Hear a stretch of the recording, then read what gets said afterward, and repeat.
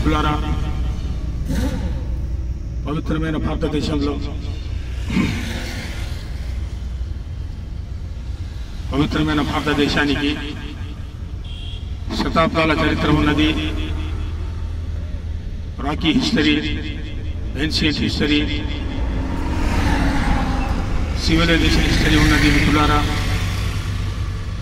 మొత్తం భారతదేశంలో ప్రతి వ్యక్తికి జీవించే హక్కు ఉంది, మాట్లాడే హక్కు ఉంది, తనకిష్టమైన పద్ధతిలో శాంతి సౌభాగ్యమైన మార్గంలో జీవించే హక్కు ఉంది. అదే మన రాజ్యాంగం మమ్మల్ని గుర్తింపజేస్తుంది. రాజ్యాంగాన్ని దయచేసి అన్ని వర్గాల ప్రజలు అర్థం చేసుకోవాల్సిన అవసరం ఉంది. ఉద్యోగ, అధికార, రాజకీయ వర్గాలు కూడా తప్పకుండా రాజ్యాంగాన్ని అర్థం చేసుకోవాలి. మిత్రులారా, ప్రతి మనిషికి జీవించే హక్కు ఉంది. ఒక మనిషి జీవితంతో ఆడుకునే హక్కు ఏ ఒక్కరికి లేదు.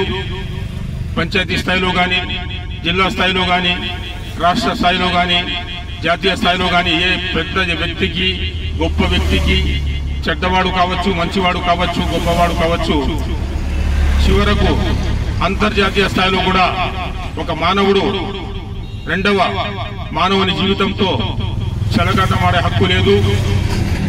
ప్రాణరక్షణ చాలా చాలా ముఖ్యము. మిత్రులారా, ఘంటసాల వెంకటేశ్వరరావు గారు, డాక్టర్ అక్కినేని నాగేశ్వరరావు గారు సౌత్ ఇండియా గ్రేట్ మేధావి, సిద్ధాంతాలకు కట్టుబడి జీవించిన వ్యక్తి,